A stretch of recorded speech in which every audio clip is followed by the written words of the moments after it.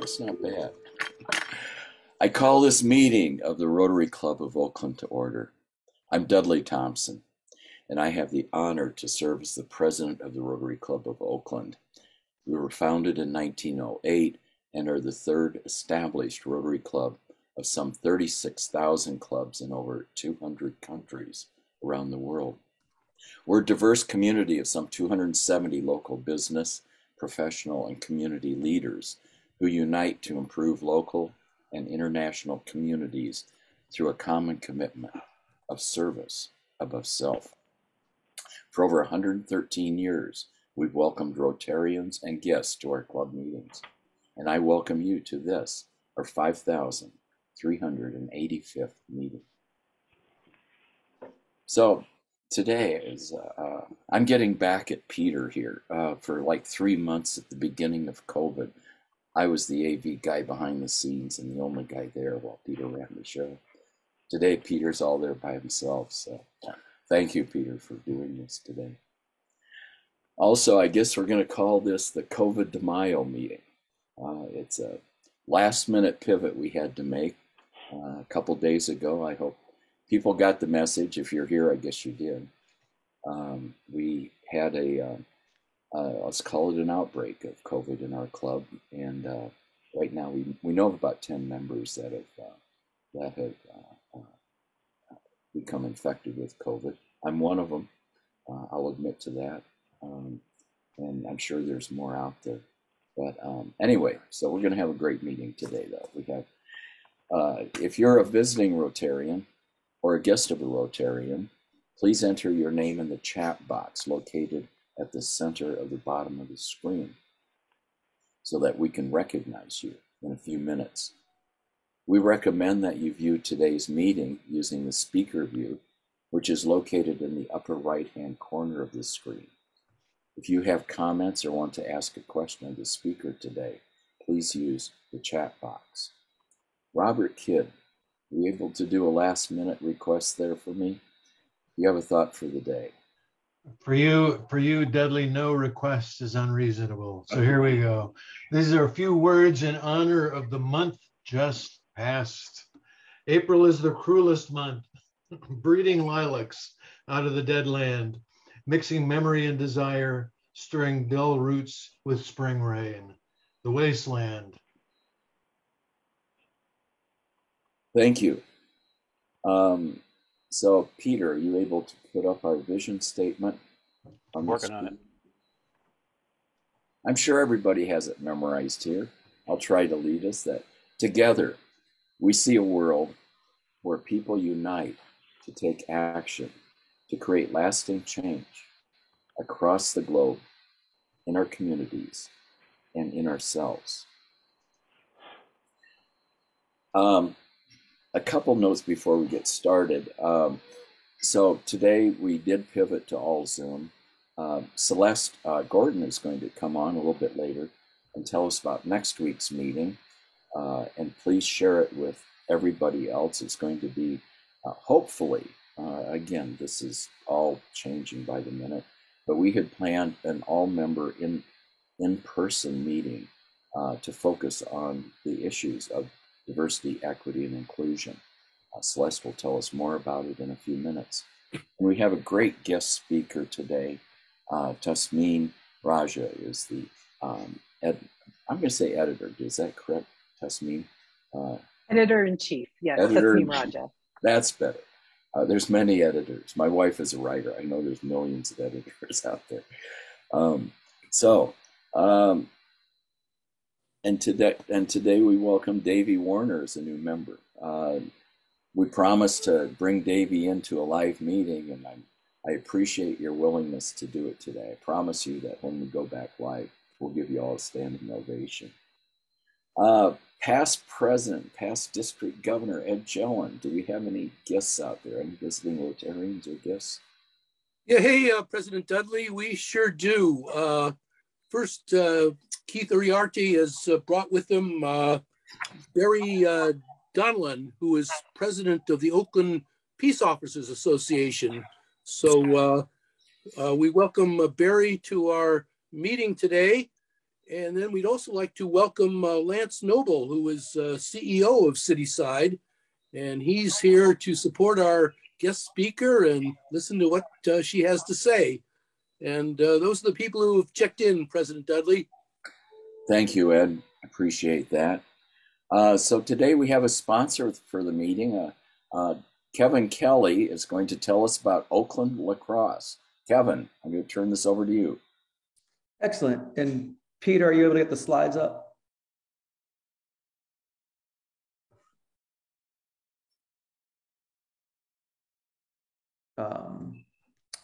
I'll give it a second for the slides, then if not, then I'll get rolling. Get rolling.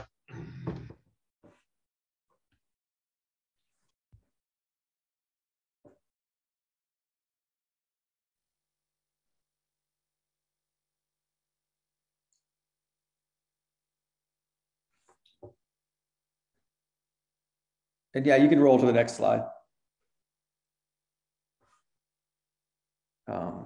So yeah, I'll just first, hello everybody. Kevin Kelly, founder of the Oakland Lacrosse Club. I've been a Rotarian, I think, for 3 years now. And we have 3 Rotarians that are on our board: Harold Lowe, Tom Lamone, and Sean Marks. So Rotary has been involved in Oakland Lacrosse on many different levels. We use the sport of lacrosse to do leadership development, academic counseling, and wellness education for youth from Oakland Public Schools. If you flip to the next slide, Peter. We currently expose the sport to over 2,000 youth, and we have 200 kids in our year-round program. And so when I describe those different buckets of the work that we do, one, our program is completely free. We provide all the equipment, transportation. We're currently in 13 Oakland public schools, middle schools and high schools, where we do leadership development. We partner with the town camp at Parks and Rec, and we hire our high school players, provide them with a $2,000 stipend, and they introduce lacrosse to elementary school students across the district. In terms of academic counseling in Oakland Unified, there's a 650 to 1 rate in terms of number of students to college counselors. So at Oakland Lacrosse, we provide our high school kids with a college counselor to help them navigate the college application process. We have our nutrition and wellness. We have healthy snacks at every practice. We do nutrition workshops based on how to fuel an athlete's body. And next year, we're working on getting mental health support for our kids. And we have our lacrosse spring experience. We have our team experience this year. We have 10 teams. Our biggest initiative, which actually Oakland side wrote about a year ago, we partnered with the Oakland Unified School District to address their Title IX challenges. And we are building 8 girls varsity high school programs. Currently, we have 4 with the goal to build 4 more. And if we go to the next slide, our goal is by 2024 for us to be in 21 total schools. That would be that'd be exposing the sport to about 4,000 kids a year, and 600 kids would be in our program.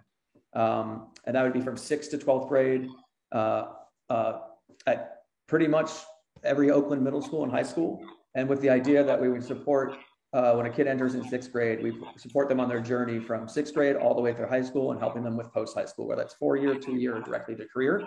Our goal and emphasis is we take on any kid in terms of athletic ability and to learn just what team sports can do for you, and then have these wraparound services so that we can support them and meet them where they're at. And if we go to the next slide, currently we have, I have 2 call to actions for Rotary. The first call to action is on May 17th. We are having a potluck at our home base at Laney College. It is the best potluck in Oakland. And we need volunteers. And so if you're interested in volunteering at our potluck, it's from 4:30 to 7:30. We need setup during the time and breakdown. You can email, you can send a message in the chat to me, or you can email info@oaklandlacrosse.org. But we definitely need volunteers to support the event, and the food will be great. So you get a free meal with that. And second, we have our One Town, One Family fundraising campaign going on, that if we get 1,000 donations by May 17th, donations can be of any amount. Oakland Lacrosse will receive $100,000 to continue to expand our high school girls expansion, the Summer Ambassadors program, and to continue to provide free access. Again, those donations could be $5, $10,000, $100,000 if you want, if that's the change that you want to give.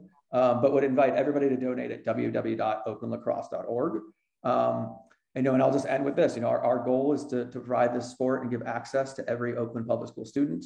And we're a growing organization. And if anybody wants to learn more, reach out to me, Harold, Tom, or Sean. And thank you.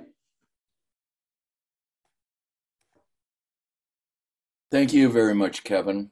It's an exciting program, and thank you for sponsoring our meeting today. Davey Warner and Nancy Williams, are you out there? Yes, absolutely. Would you like to introduce our newest member? I would. We want to welcome Davey Warner to our club. He's a former Rotarian getting back into the game with the Oakland chapter. And I have 3 fun facts about Davey. So Davey's degree is in music communication and his instrument is guitar. He spent his summers in college guiding wilderness canoe trips, which led to his career in outdoor programs.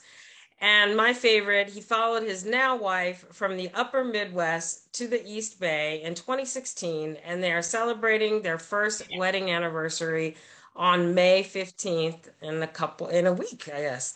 So welcome, Davey. It's a pleasure to have you in our club. Thank you very much. Very excited to be here.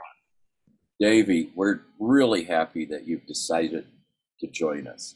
Know that your family and your friends are always welcome to join and participate in our projects and our events. By choosing to join us, you've accepted the Rotary vision, and you also agreed to conduct your affairs according to the 4-way test. Is it the truth? Is it fair to all concerned? Will it build goodwill and better friendships? And will it be beneficial to all concerned? When we get back to the ballroom, I'll give you your red badge indicating your new member status. And again, I promise you a standing ovation. Okay.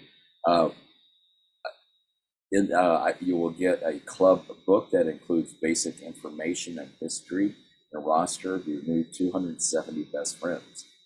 Your Rotary pin is a symbol that identifies you as a Rotarian. We hope that you'll wear it with pride. Your commitment is to attend meetings, participate in service activities, practice service above self, and contribute to the Rotary Foundation and the Oakland Rotary Endowment. It's my pleasure indeed, and my privilege to induct you as the newest member of the Rotary Club of Oakland. And we all do something. Welcome, Dave. Welcome, Dave. Thank you so much. Appreciate it. Know there's love out there. Okay. So I had Tom Lamone up here. He was stuck in traffic and going through a grocery store. He texted me. I'll mention a little bit later, but Tom was going to talk about the A's baseball game. We have 100 seats it's 100 for 100. We have 100 seats and it's $100 and it's on June 5th, Sunday, June 5th. It may seem a little pricey for an A's ticket, but the seats are great. It's that special section we had last year. And it also includes a tailgate party. If you've ever been to one of Tom Lamone's parties, and I'm going to bartend that day. So we welcome you to join up. Please sign up and get your tickets online. You can do it through the club calendar, and there's a link there.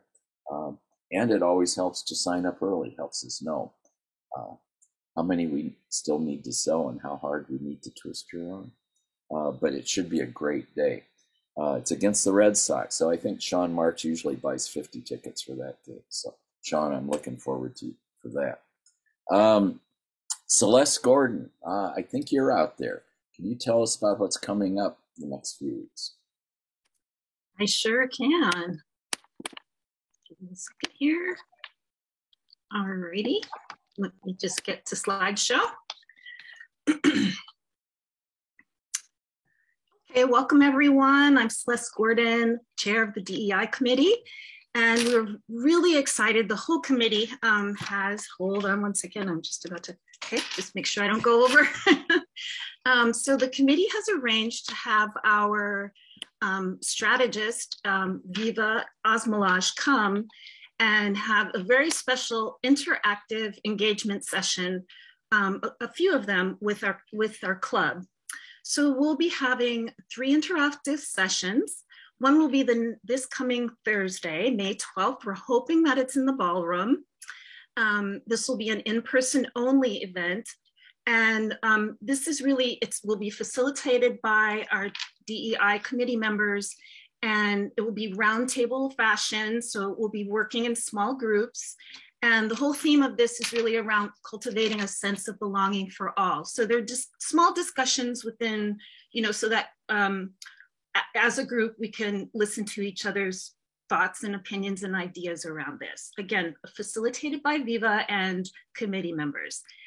The other two sessions will be virtual. They'll be a little bit different. These are, we're calling engagement and listening sessions around DEI. So that will be a little different. Viva will be facilitating those and really kind of throwing out questions to engage the group and get feedback about how the club really feels about some of these topics. Belonging will be some of it, but then there will be other topics as well.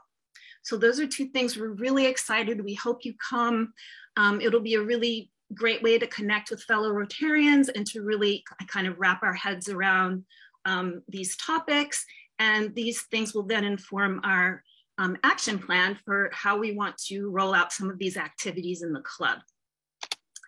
There's a few logistics around this, so let me just get into that. Can you see my screen all right here? Okay, so just a couple things to remember. These are member-only sessions because, again, this will be informing our plan, our DEI plan, so we're really asking that there are no guests. We're also asking for pre-registration. It's not mandatory, but it's just so that we can plan for everybody and have a comfortable number for, and logistics and things like that. There will be a link to register right here in the chat. You can also register on the website or the Facebook page. If you have any questions, just let me know. And here's our contact information here. If you'd like to know anything else, feel free to reach out. And I think that's all I have. I'm actually under time. Well, I get to go over time too here then, because I know that one of the very important things that the Diversity, Equity, and Inclusion Committee is working on is a survey of the club. And you're putting a lot of work into developing the survey, trying to get just as many people in the club to respond to it. And so please be on the lookout next week for a very special video. It's a message from the DEI committee talking about their purpose, their survey, and the importance of the survey to our club. This is a very important issue that will guide our club for, well, forever. Let's put it that way. We hope it helps us understand our planning and the direction and how we interact with one another. Thank you, Celeste. Thank you so much. Thank you, Thank everybody. you for being with us. Okay. Mark Rosen, I think you're out there too. I am out here. Let me share my screen. I still see Celeste up there. All right, let me share my screen here if I can find this.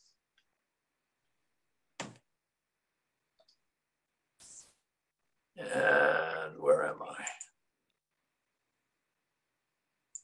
All right, can everyone see that? Yes, we can. All right, I'm here, High Adventure Committee. We have some great things planned for this summer. And the first way we're going to kick off is on May 14th. We've got a ride, a cycle ride. We're going to do the two bridges. This is the Carquinez Bridge and the Carquinez Bridge and the Benicia Bridge. Now, I would label this ride as easy to easy plus. It's not a moderate ride as in cycle terms, but it's something that a person that's going to join us should have been cycling at least once a week. And what we're going to do is we're going to, come on guys, we're going to, as I said, it's May 14th. We're going to meet at 8:30 and we're going to be ready to ride at 9 o'clock. And where do we meet? It's a very easy, convenient location. It's really at the junction of Alhambra Road off of Highway 4 and Alhambra Road. You come down on the off ramp. You make a right-hand turn if you're coming out of Oakland, or if you're coming out of Benicia or the Contra Costa area, you make a left and you go one light, and there's a park and ride area there that you can unload your bike, you can park your car, and we're ready to ride. Like I say, meetup is about 8:30, ready to ride at 9 o'clock.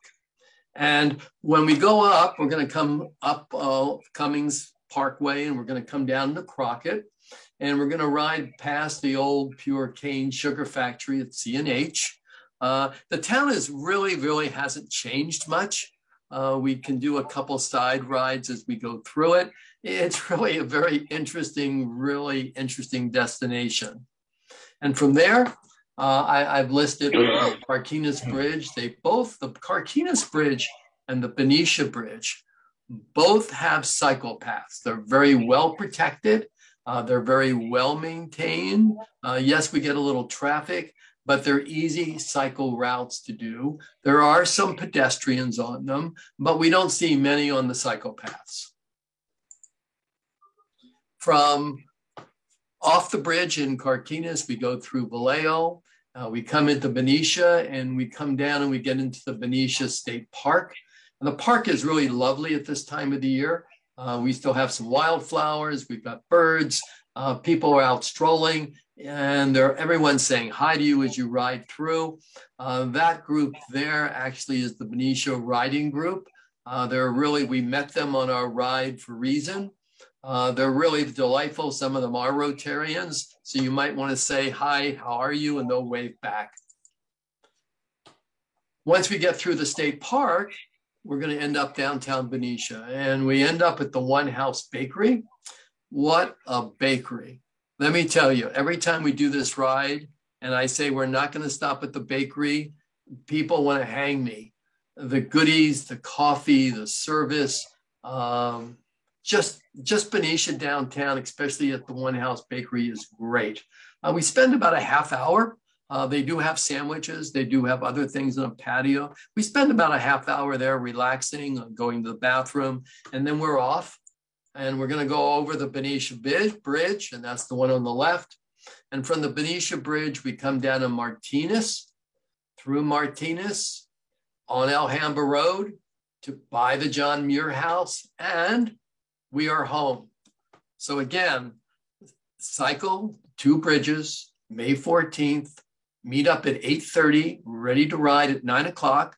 There is a posting on the website, the Rotary website, that you can go up and get the same material, and you can sign up for the ride. Now, you're undecided, you're not sure you're going to go. Do you have to sign up? Well, I'd like to know you're coming, but if you just show up, that'd be great too. That's it, Dudley.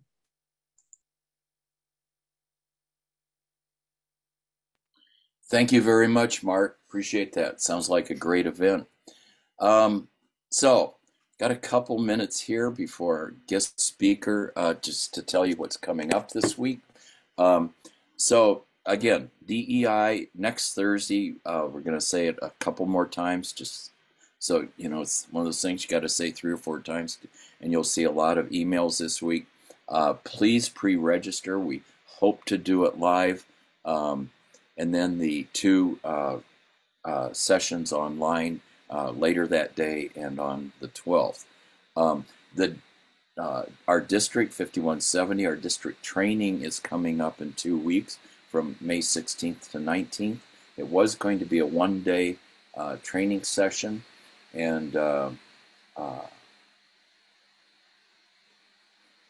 was going to be a 1-day training session, and it's going to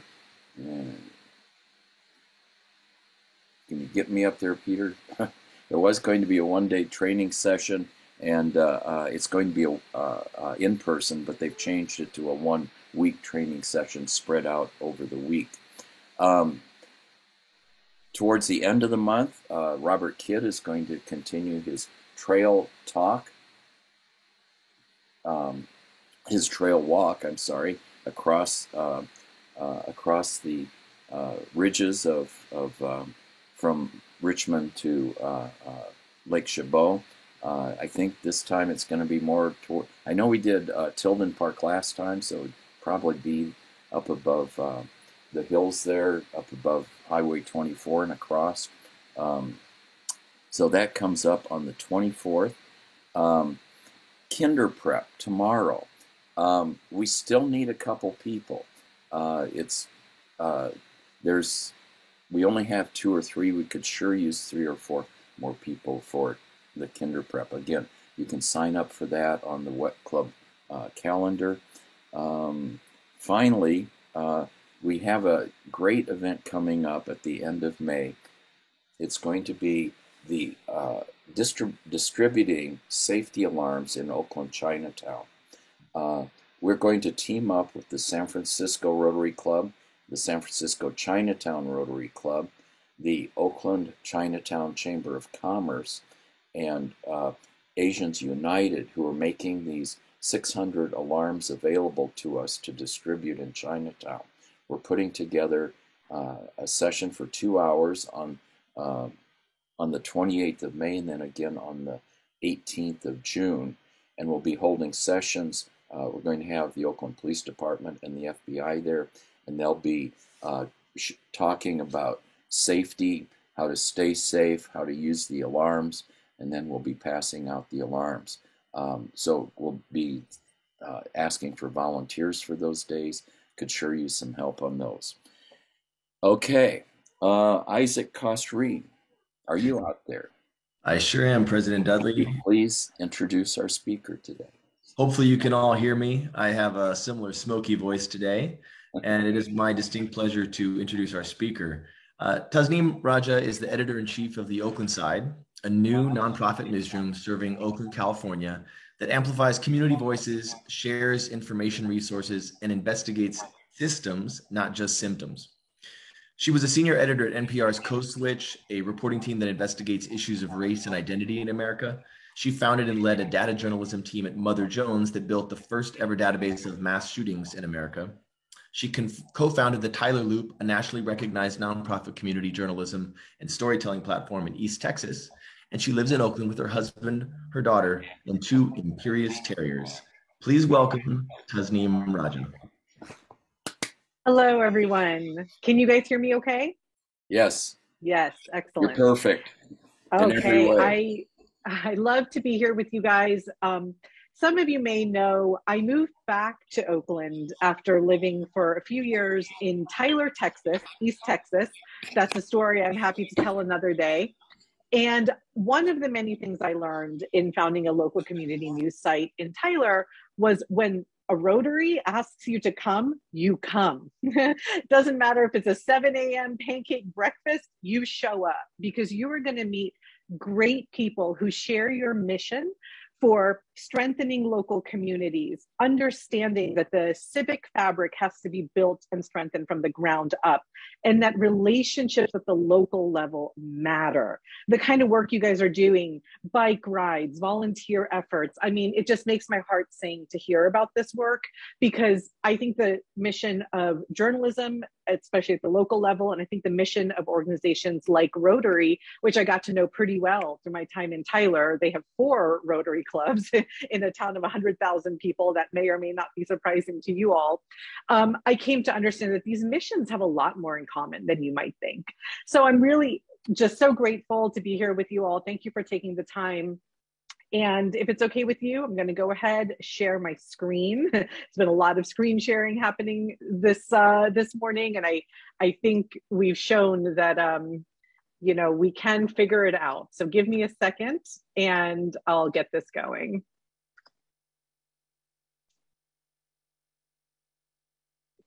Okay, how's that look? Looks good. Okay, thanks. You got the so I doubt that I need to convince most of you that local news matters. Again, from my experience and becoming very good friends with a lot of Rotarians in East Texas, I found them to often be some of the most informed, engaged people in town. So I don't think I have a lot of work to do here to convince you. What I am interested in doing is maybe giving you more of a detailed view into exactly what's at stake right now and our vision through City Side, Berkeley Side, and Oakland Side for strengthening democracy and building healthier local communities through local journalism. So give me just a second here. The need. What you're seeing here, there's a map on the right side of my screen, and each dot represents one newspaper, weekly or daily, that has disappeared since 2004 across this country. And you can see that there's a lot of dots on that map. Over the last 15 years, 2,100 newspapers have folded. 36,000 news employees have lost their jobs just since March 2020. And we've seen a growing pattern of hedge fund owners, sometimes they're called vulture capitalists, taking ownership stakes in storied, important legacy, often metro and regional newspapers around the country, including here in Northern California, and drastically and immediately changing the way that journalism happens at those outlets. They usually start by cutting, some of the most entrenched journalists at these outlets, the people with the most institutional knowledge to share. And more recently, we've also been seeing a growing phenomenon of just straight up fake local news sites. Once you start following the money, once you start digging into who's behind some of these brands, you realize, oh, this isn't a journalism outlet at all. Certainly not the kind of journalism that we all grew up expecting and wanting to have in our communities. So why does this matter? We all kind of know, I think, why this matters to us, perhaps on a personal level. More broadly, there's actually been a lot of great research over the last several years to quantify what happens when a community loses its only source or, one of its most important sources of local news, when local news shrinks in that community. And through some really interesting social science looking into this stuff, we have found that the presence of local journalism means you actually have more people voting, you have less corruption. This is one of my favorites. You'll find that municipal bonds tend to come in at lower rates, they cost less, because part of what local journalism does at its best, one of the things it does at its best is, we have this watchdog and accountability role to say, how are public resources being spent? And what do people think about the way they're being spent? And that scrutiny can result in, more efficient civic processes. We see less polarization, and we overall see stronger, more engaged communities. I'm happy to share sources on all of this work with anybody who's interested in learning more. So our big idea at Cityside, I'm going to explain Cityside, Berkeley side, Oakland side, what is all of this? I'm going to explain all of that for you. Our big idea is we want to strengthen democracy and communities through a nonprofit local news network that's built to scale, serve, and last. So Berkeley side has been around since at least 2009 and existed, as our CEO, Lance Noble, likes to say, as an unprofitable for-profit local news site since its inception. And Berkeley side, I'm so happy to say, is one, it may never have, quote, turned a profit, but it has sustained in a way that countless similarly well-intentioned, exciting, and needed local news brands have come and gone across this country. Berkeley side has lasted in a way that countless others have not been able to sustain. And Lance Noble, Tracy Taylor, Francis Dinkelspiel, the co-founders of Berkeley side, and I came together in 2019, and we said, we all have experience in local news. We all want to take that experience and do something bigger, do something that is built to scale, serve, and last. We came together and we founded Cityside.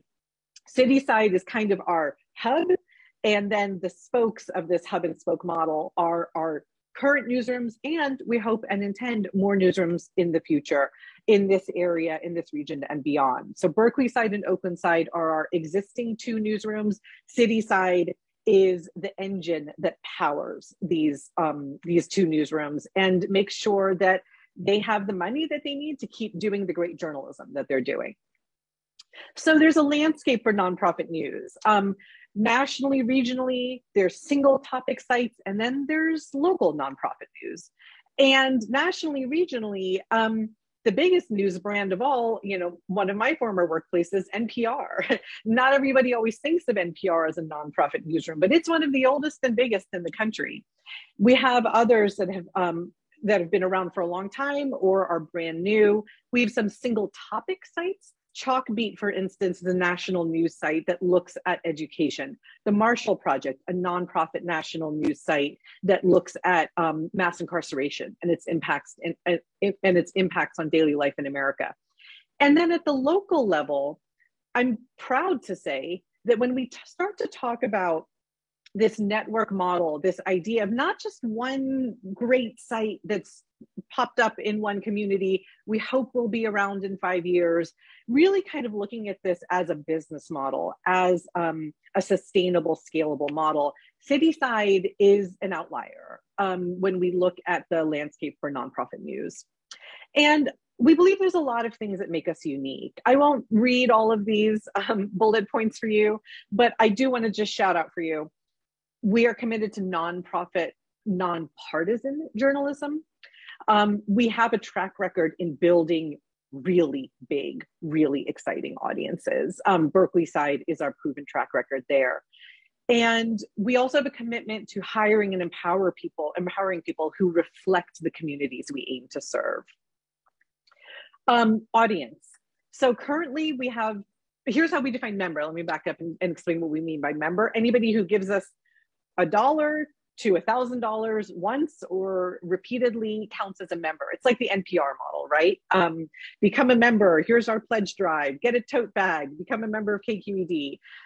Berkeley Side and Oakland Side also have members, and I believe that at least a few, maybe even several members of your excellent organization are members of Berkeley Side and Oakland Side. Between our two current news organizations, our newsrooms, I should say, we have a combined over 500,000 people who visit our sites every month. And we reach over 50,000 people through our email newsletters, and 85,000 people follow us on Twitter and Instagram. I've been in the news business for about 15 years. I've been in nonprofit news for about 12 years. Been at the biggest nonprofit news organization in the country, NPR. I've been at arguably the smallest, which is the Tyler Loop, the community news site I founded in East Texas before moving back to Oakland to found Oakland Side and Cityside. I can tell you from that experience that these numbers are phenomenal. To have 2,500 people saying we want to support this work in Oakland within 2 years, I've personally never seen anything like this. And I believe that that speaks to the number of people in Oakland who are hungry for more local journalism. I'm just going to talk briefly about Oakland Side, and then I really want to open it up for Q&A because, you know, I'm a journalist. I love questions and I love answering questions. So as Isaac said, we are all about amplifying community voices, sharing information resources, and investigating systems, not just symptoms.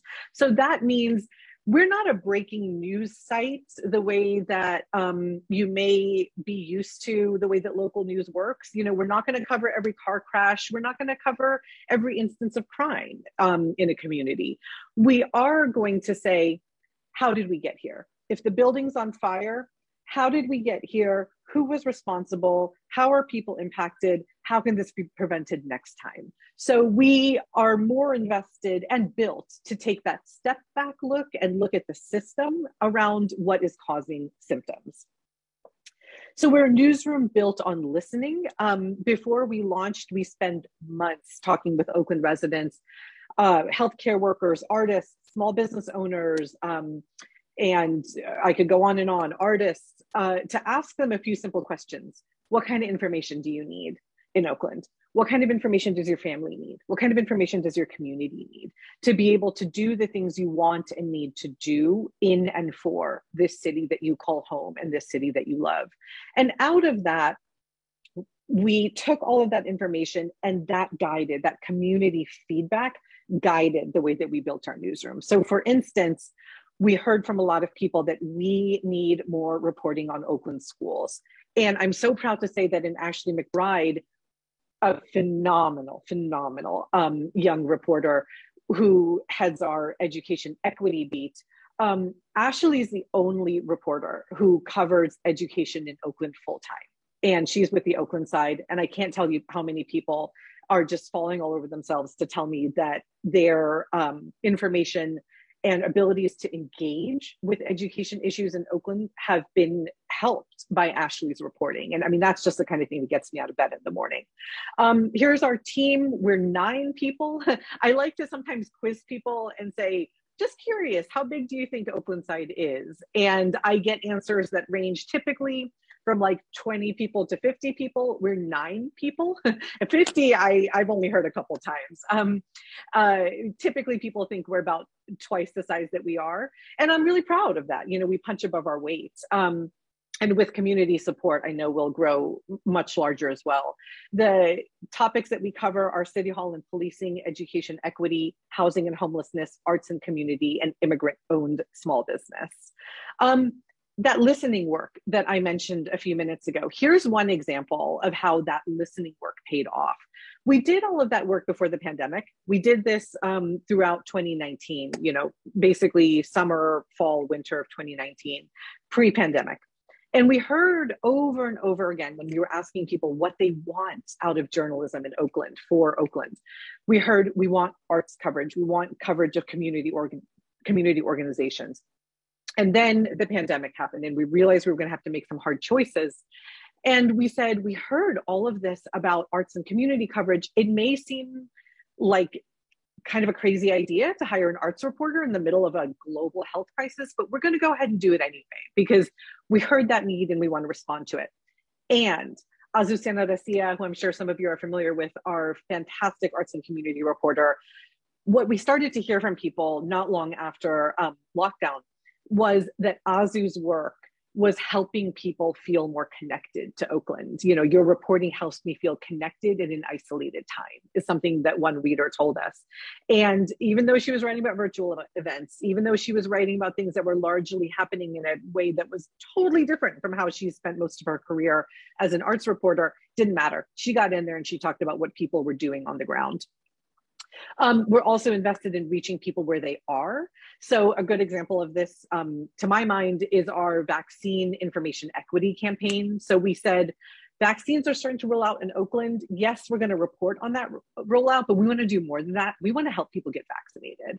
So we set up a free text service where anybody could send us any question that they had. It didn't matter how big or how small.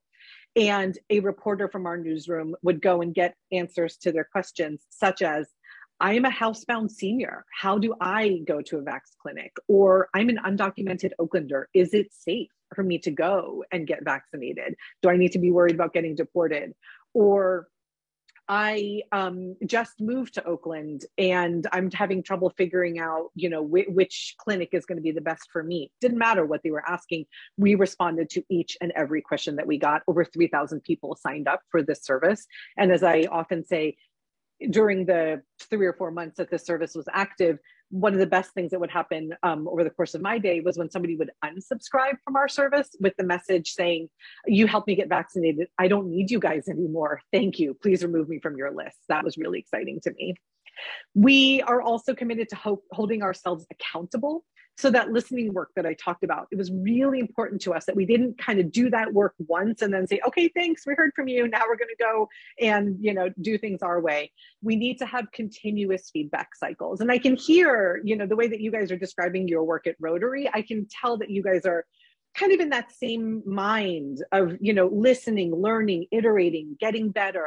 I really appreciate that. I kind of picked up on that ethos when I was in Tyler as well. Like, Rotary is an organization that really loves lifelong learning. I love lifelong learning as a journalist, and I'm really excited that our newsroom is building processes to kind of do that continuing education. So we started this award-winning program called Mission Metrics, where we pay Oakland residents, one person from each city council district. We make sure that these community advisors are people who represent the diversity of Oakland's communities. And we work with them and we pay them to give us feedback on our work. And these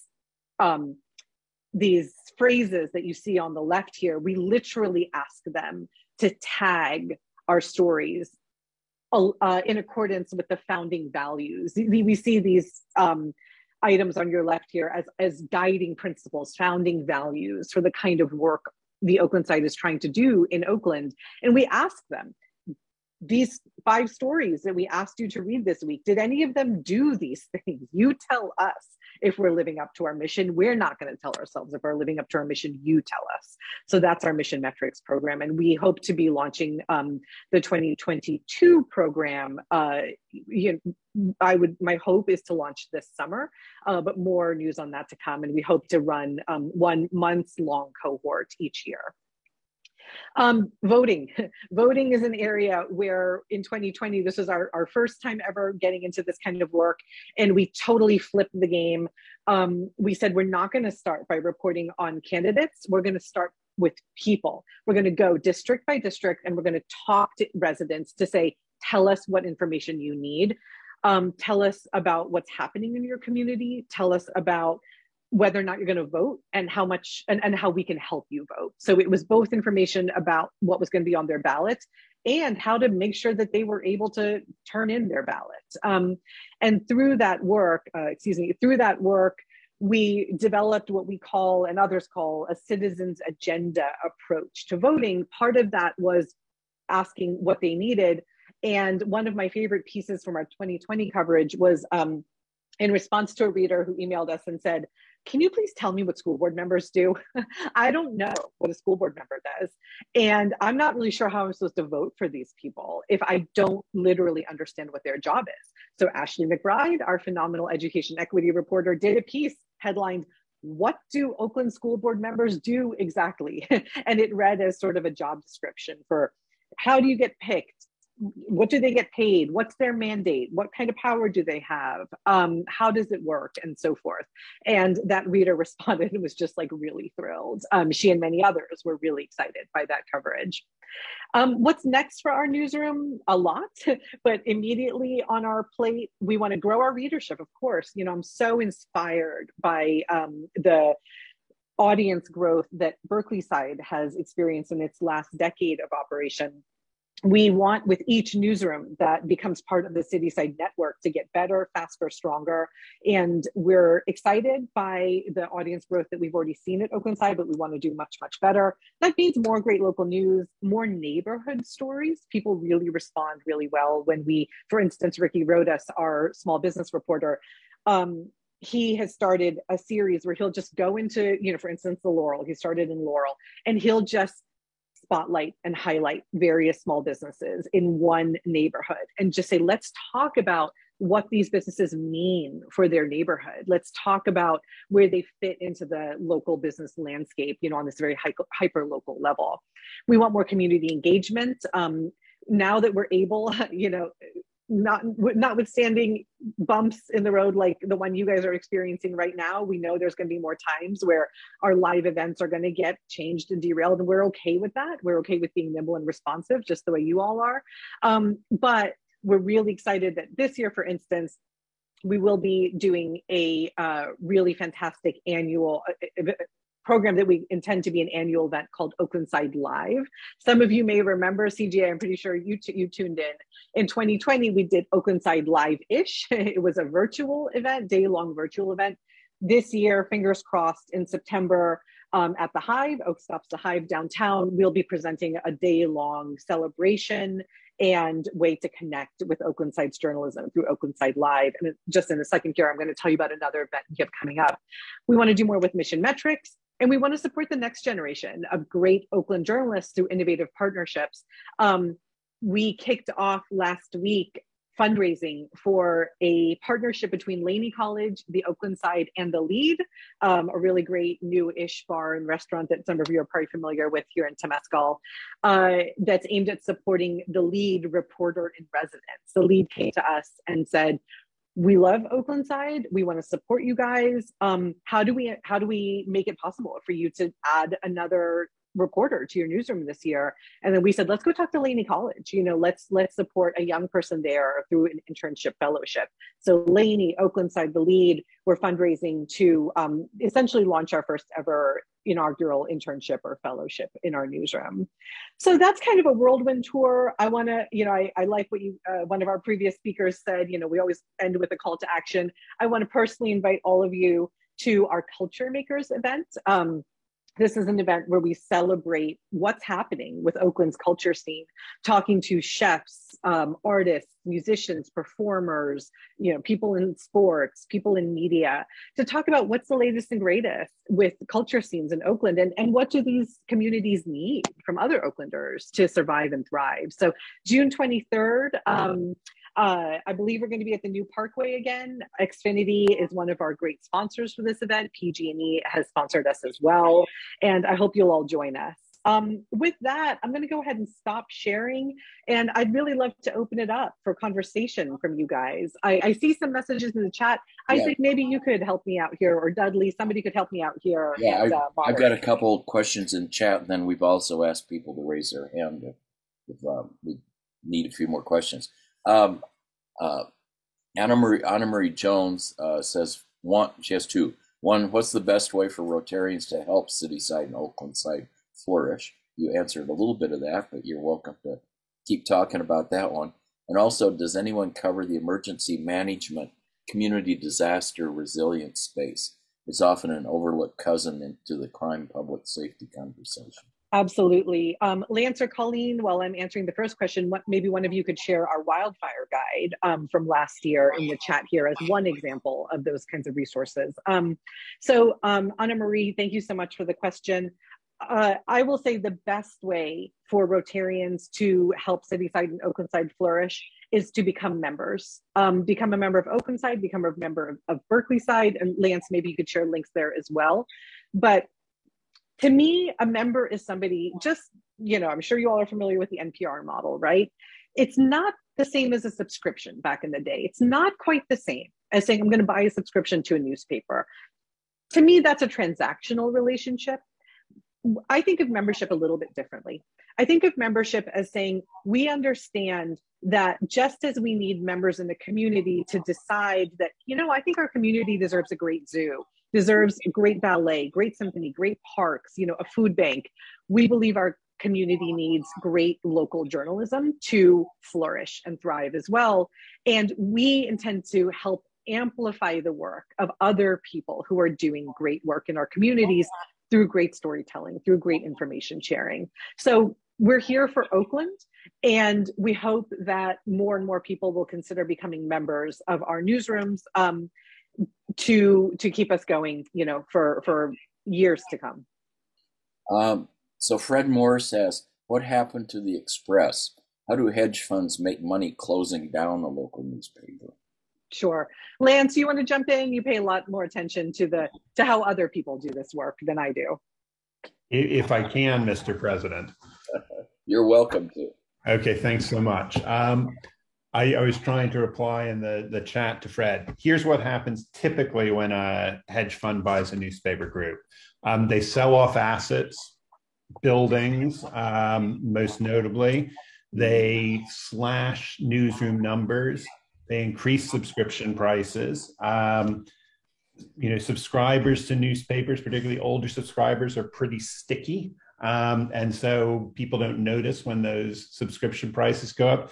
And it's like they have an oil well and they pump out the oil as long as it makes sense.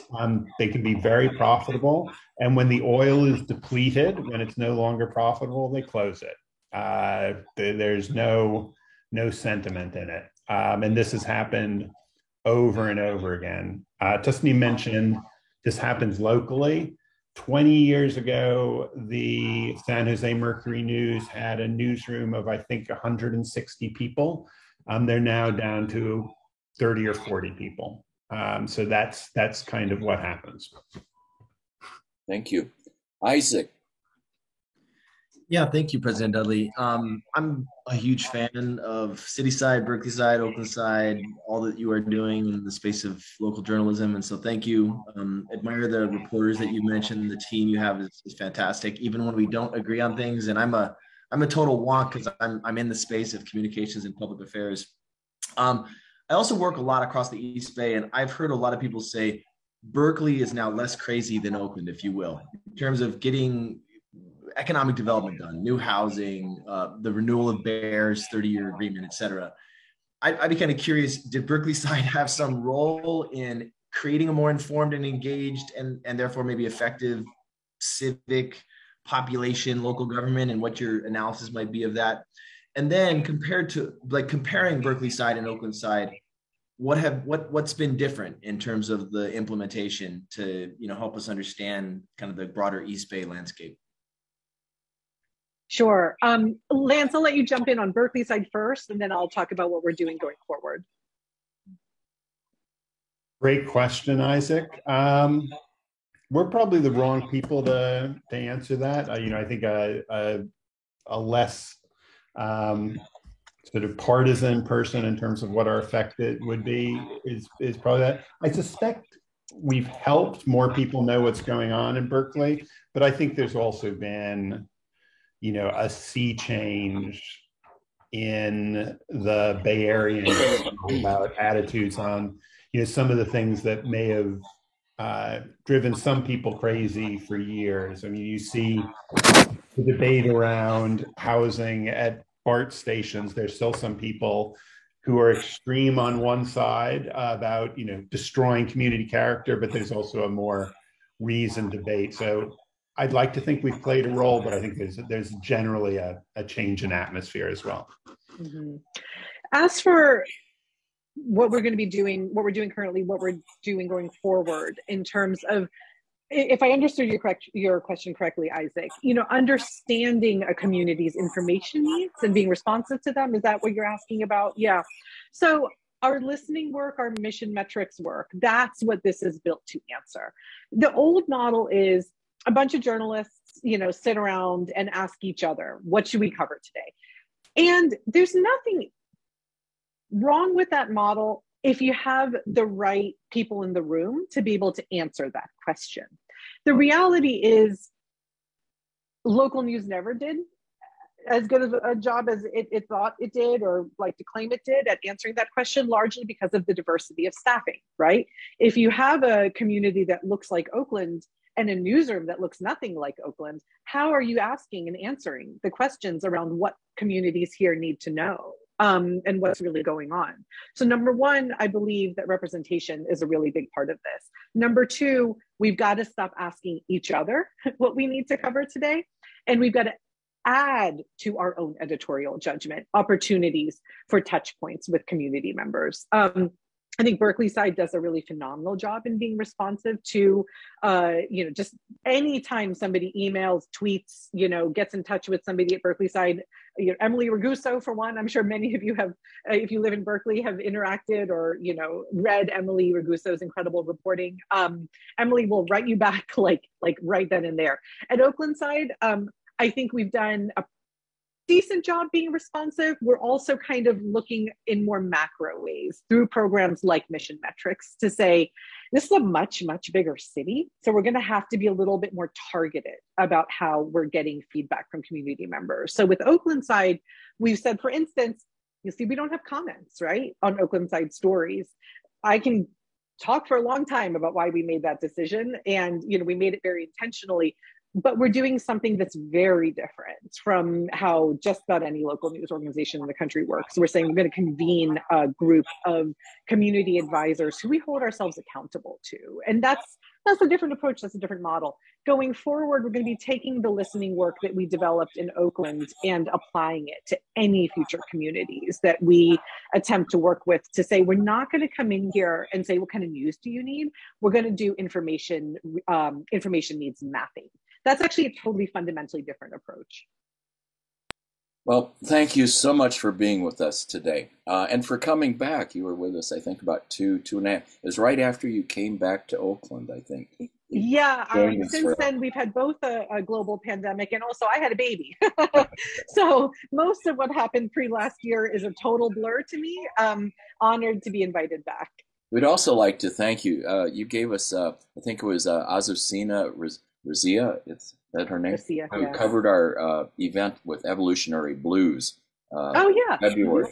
And, I think it just really reflects what you're saying, is rather than just kind of cover a movie and an event, the background she gave to the city. And it was an amazing article. and we thank you for that. So, and you've spoken with the Rotary Clubs before, so we don't even give you a coffee cup here, of course, but we do make a contribution on your behalf. And this year we're giving it to the Environmental Sustainability Rotary Action Group, sometimes called SRAG. We're highlighting the environment this year. It's our new Rotary International's new area of focus. So in your honor, we're making a donation towards their focus on biodiversity, sustainable living, pollution, the climate, food systems, and a circular economy. Thank you so much for being a part of our Civic Thursday Club meeting. I know there are a couple of bell ringers out there.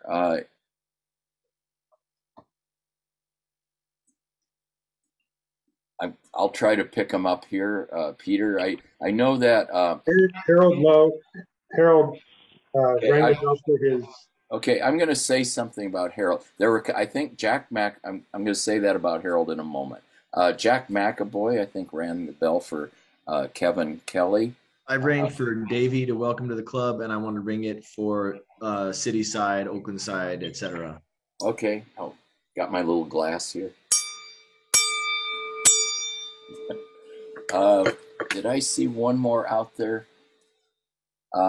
Okay, so I would really, Harold had to leave, and I really want him to do this at the club, but he did ring the bell for his son and daughter who became Eagle Scouts. And he has this amazing picture of the two of them together. They're the first brother-sister to become Eagle Scouts in Oakland, that they believe.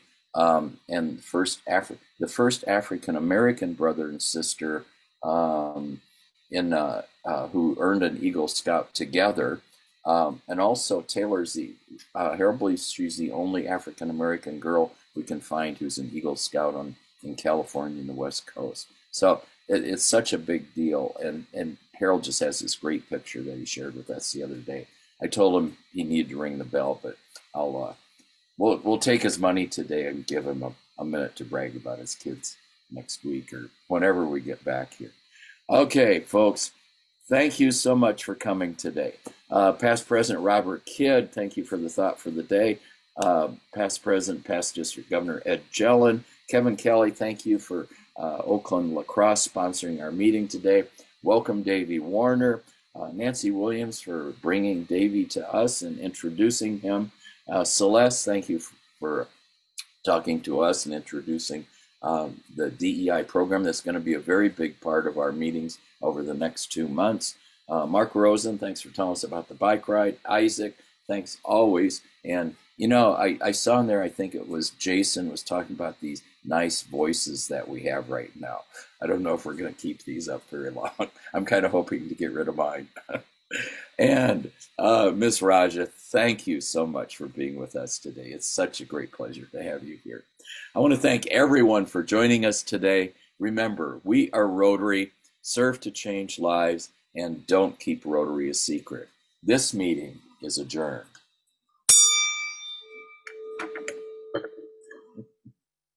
Bye-bye, everyone. Dudley, really sorry, sir.